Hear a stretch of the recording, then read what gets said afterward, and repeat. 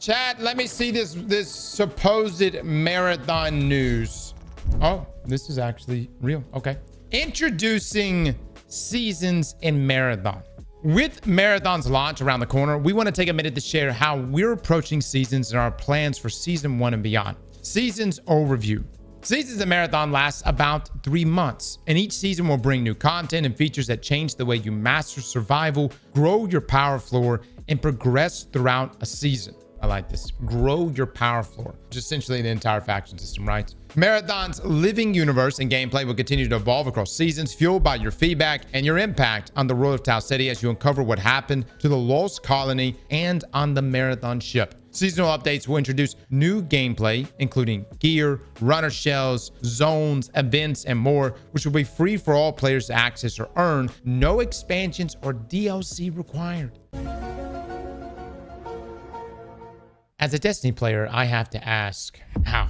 I mean, I'm happy that Marathon is getting such fair monetization. But what the is this the same Bungie? It's like Bungie learned all their lessons from Destiny and said, we're just gonna do it in Marathon. And you wonder why I won a D3. Look, I'm glad that if anything, the lessons were learned and this is transferring over to Marathon. But like at the same time, if milking the Marathon community could possibly pay for D3, I think we could sacrifice them, boys. A dangerous climb. From your first steps on Perimeter to the end game on Cryo Archive and Ranked mode, each season will challenge you to discover, adapt, and master new survival skills on your climb.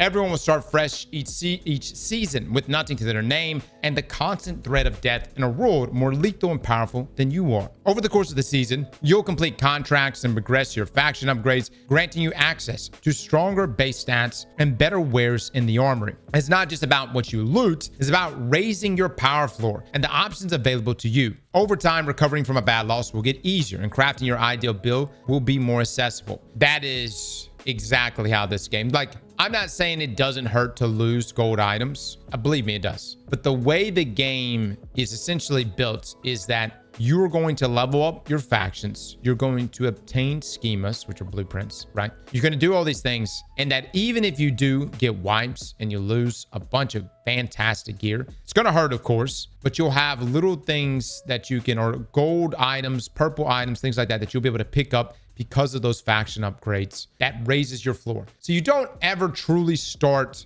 back at zero, is what I'm saying. It's always a leg up, if you will, that will allow you to kind of get back in without being completely bankrupt. Now, as you master survival and grow your available resource pool, you'll be able to take on increasingly challenging contracts, zones, and enemy runners. Climb the rank ladder, prep for high-stakes Cryo Archive runs, and secure the most lucrative loot and prestigious rewards of the season. So, have y'all noticed that there's like the Cryo Archive and the Marathon ship? As you know, like the loot structure in the game, it follows kind of the same thing as Destiny, where it's like, you know, white, green, blue, purple, and then your gold items, your yellow gold items, which are essentially your exotics, your prestige items. I noticed that the keys that I was pulling, that we got a key drop yesterday after doing lockdown, the 3rd lockdown, and it was a red color. Have y'all seen that? It's like a red color. So my question is there a tier above exotic, or in this case, prestige? I have not seen any red items. I only saw the red keys. Normally the keys would be colored based on the potential loot in that room, right? Although it's RNG. Not saying much, but Cryo Archive will have the same weapons, but have different perks. This is a step above prestige. Oh my God. So there is a form of rarity beyond just prestige. That's crazy. Then as the season comes to a close and the feeling of "F it, let's ball" settles in, roll with your best loot, knowing a fresh start for everyone with more to discover and a new climb to master is just around the corner. Yeah, that's kind of how you feel, man. If you know your stuff's about to get wiped, just ball out, man. go with it. Now, Discover, Adapt, Survive. Each season Marathon brings a clean slate for the whole community with progression resets. These resets include everyone's gear, contract progression, faction progression, and player level. You'll keep your achievements and ways to express yourself. This includes cosmetics, earned and paid, titles, and other rewards you earn by playing and reaching milestones each season. Your codex progression also carries over, as unburying these secrets of Tau City takes time. A few other things carry over too, such as your liaison, contract progression. No need to unlock the factions every season. Okay, that's good. Seasonal reset means that the game stays dangerous. Loot feels meaningful, and there's always a good opportunity to get back into the game or bring a friend in without feeling behind the curve. It's a way to say goodbye to the old, welcome the new, and kick off a journey from zero to hero with new ways to play, content to master, and things to discover. If you're a Destiny player right now, this paragraph to you sounds like the worst thing you've ever read in your life. I want you to know that this is extremely typical in extraction shooters. It actually is exactly how extraction shooters are built. When you talk to extraction players, and this is me just talking to different players, especially Tarkov players, I ask them what's their favorite time of the season, and they say every single time, season wipes. They love everyone starting at level 1, essentially going from zero to hero. They love the loading in. Yes, you'll have sandbox updates and whatnot, different maps maybe or whatever, or maybe, you know, different elements added to those maps, but they love the resets. And you even see it, man, like people, how many people are watching things like Tarkov on like Twitch and whatever during those reset times. Well, you got to understand the things that are the flex, that are probably going to be the flex inside of Marathon is going to be, I would think, you know, probably emblems. I mean, think about Destiny. Hold on. Destiny, we have the illusion that loot is with us forever. Could you have kept a static role for Destiny 2 vanilla? You could have, but it obviously would not be nearly as lethal as what its newest variant is, right? In my opinion, even though, yes, it's not as hard cut off as sunsetting, gear has changed so much in Destiny that pretty much over a year timeline, maybe 2 at most, gear kind of resets inside of Destiny. You know, where my issue is when it comes to removing content is removing like story narrative driven content. But like if you give me an item and you're like, hey, like in Destiny's case, this item has enhanced perks or enhanced origin traits, the tier variants, right? I went for it, man. We're in a kind of a weird state though with Destiny. But the thing that really carries weight inside of Destiny, in my opinion, really are emblems. I know some people, I don't even think cosmetics really, because you can get so much from the Eververse store, and our cosmetics are just all over the place. Titles, I mean, maybe some of the titles you could say, you know, if you were proud of Godslayer and stuff. But I would say that the thing that's the biggest flex inside of Destiny is emblems. And Bungie really nails the emblem aspect of Marathon. And look, it could be all types of emblems. It could be like, I haven't even looked in the database, but it could be like, what if they had an emblem where it's like you wipe an entire lobby, or you extract with a certain amount of loot, or even just if the raid, like if there's like a raid or something inside of, you know, they talked about raid-like mechanics inside of Marathon. Now, what's in season 1? Season 1. Death is the first step, aka first step. It's the start of a new gold rush on Tau City. It's the beginning of a proxy war between rival factions competing for power and answers to what happened to the 30,000 lost souls of the new Cascadia colony. And as a runner, you're at the forefront of the expeditions. When you step foot on Tau City 4, you'll find a hostile world that wishes you dead. As you and other runners begin to explore the surface, you'll soon discover a way aboard the derelict UESC Marathon ship hanging above. Once the community unlocks the way into orbit, the 4th zone, Cryo Archive, will become available. Prepare your mind and shell to take on this in-game zone on the Marathon ship, where you're going to be where you'll solve security puzzles, unseal frozen vaults, and come face to face with an entity even the UESC fears. What if I told you that the Sphit were good guys? It's kind of weird having this, you know, that some of the lore aspects, because they're actually the good guys. But are the Sphit we're going to encounter the enslaved Sphit or the liberated Sphit? If they're enslaved Sphit, then they're bad guys. The 4 are controlling them? Okay, now the plot thickens. Now, during the second half of March, ranked mode will also unlock. Put your survival skills to the test and exfil with valuable loot to climb the rank ladder and earn exclusive rewards each season. We'll share more details about ranked mode when we get closer to its launch. All right. All right. So ranked ladder, you'll earn exclusive rewards. And remember, ranked is a gear anti-system, meaning I don't know how expensive it's going to be, but it may be like 10K. It may be like in order to jump in at certain ranks, you'll have to have like a gear ante of 10,000, like a loadout value of 10K. And I don't know how much higher it will go than that.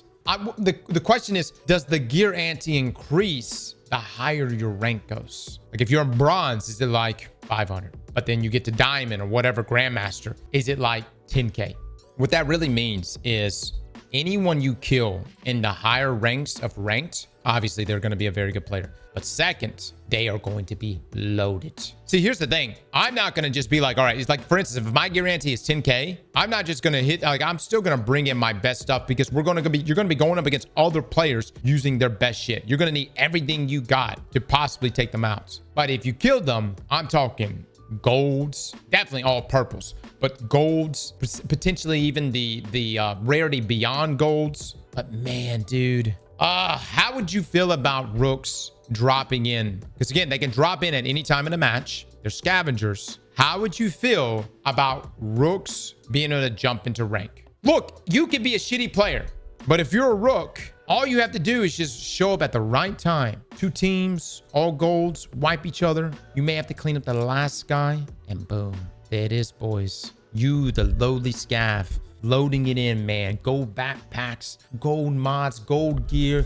You would make out with bank. But the problem is that that does kind of bypass the whole reason to even like rank up. You know what I mean? Because like in that case, people are just be like, I'm just gonna play rook and just I'm gonna keep rolling until I finally get a team that wiped another team and some gold drops. I can't. We're putting out a video on rook, by the way, in the next day. I cannot stress just how good rook is when you get the capstone upgrades. You'll get a capstone upgrade where you'll get the waster shotgun on top of green items and a blue backpack. And there's even an upgrade that when you kill UESC, you can use it on your items and you can take those items back out with you and keep them. Rook really gets swole, man. What if the rook had to pay the rank costs as well, like paying 10K just to load in? Oof, that would be interesting. Like rook actually had to sacrifice some gear in his vault in order to load in. Some of you are like vehemently against rook inside of rank. Did some of you get f***ed by a rook this past weekend? Look, it's okay. It happens to all of us. It literally happened to Benny and myself yesterday in Milo. It happens, man. Rook could put it on you. That first step also brings events, quality of life improvements, balance tuning, new implants, a new weapon, and other surprises. This is in addition to the full suite of launch content, which includes complete faction and contract progression, all 6 factions, including Sekiguchi genetics, all 6 launch runner shells, including Thief. Dude, I know we just played this entire weekend. I think Thief is going to be... Because I was like thinking of like what shells are going to really mix things up. Because I currently right now, based on the shells we played, you got Triage, which has been pretty much in every trio team, right? You've got a recon because people want wall hacks. But Thief may be that thing, dude, that really mixes things up. Grapple, you got the grapple, you got the ability to take people's shit. And also you have the recon elements of the drone, right? Now, 3 zones, including outposts. Outposts will unlock the day after launch, giving the community time to gear up and unlock the zone at runner level 12. Oh, so you got to be level 12. 28 weapons plus mods, implants, cores, and more to craft your perfect builds. Earnable cosmetics, achievements, and storytelling through the codex. Okay, so this is it, boys. This is the roadmap. All right. So it's showing season 1 right here. Cryo archive, carry events, new gun, ranked mode, mid-season tuning, new implants, redacted, a lot of redacted stuff, and night march. Is it dire march at night? Oh my god. Oh my god. I bet that's creepy as Yes, we got a roadmap here. Damn it, Bungie. Bungie did finally give us a roadmap. That is true. They didn't say for what game. It's true. Look at the picture here for Cryo Archive. What in the Rasputin is this shit? Also, is it tied to Arachne in some way? Now, looking ahead, Season 2 and beyond, you'll start to see the impact of your presence on Tau City 4 in Season 2 Nightfall. Your activities on the Lost Colony have not gone unnoticed, and the UESC are stepping up their security measures and responding in force to your criminal activities. Each season of Marathon will have a different theme and a unique combination of new features, content, and stories that continue to evolve the world and gameplay. We'll also be tuning all of our loot and progression systems, creating space for new metas and ways to play to emerge. Seasonal updates will include a unique set of new content, which are the things you do, explore, and collect on Tau City. This can include any combination of weapons, mods, cores, implants, backpacks, runner shells, zones, PvE combatants, faction upgrades, contracts, and new ways to play existing zones. For example, Nightfall will bring a nighttime version of Dire Marsh, where you'll fight to survive when the lights go out. UESC reinforcements flood in, and the what? The hell does that mean? And the what? Reinforcements flood in, and what is that supposed to be, like, redacted? Are you gonna drop a boss on us or something? Now, Season 2 will also bring our next runner shell, along with new weapon, mods, cores, contracts, and more. So they're adding already a new runner shell come Season 2. Damn. We're also working on brand new systems that will change the way you play, plan, and progress throughout a season. For example, Nightfall will introduce the Cradle, a new system designed to give you more autonomy over your runner shell's statistical strengths and weaknesses. Are you kidding me right now? We're getting shell crafting. Does that not make you think of the Enclave? Yep, you're going to be able to build craft. I guess if you want to, like, I don't know, maybe you're like, I don't care about health or armor. Let me just spec everything into agility. Destiny 2 players, can y'all calm down? Look. I know right now you may be feeling some kind of way. We'll talk about it. I promise. We'll talk about it. After Marathon launches, we'll have like a stream, a day where we just sit and talk. We just sit and talk about our feelings. You know what I mean? Now, as we build upon each season, Marathon will continue to grow and evolve. The game and world today and a year from now should feel meaningfully different as we add new features and go on the journey of discovering what happened to the colonists of Tau Ceti and what happens when you dig up secrets that are better left buried. Dude, man, knowing Bungie and just like how they present things, man, like, what's the equivalent of discovering a pyramid ship? Like, Bungie really does do a good job at world building and presenting things that just drive intrigue, right? Can you imagine us discovering whatever that aspect is inside a Marathon? I would say, look, I love Salvation's Edge. I love Desert Perpetual. I love pretty much every raid Bungie's ever made. But you want to know the most impactful raid, in my opinion, in Destiny history? Val. Val was the most impactful. You see, what Val did was it flipped the lore on its head. When you were told for years how big and bad the worm gods were, to then show up and see some dude named Rourke, who not only made every worm god his bitch, but he made one of the mothers his own personal generator. That's when you fucking knew. You were like, oh, we thought we understood the universe. We didn't. For Marathon, I'm curious, man. I'm curious how the lore is going to be presented.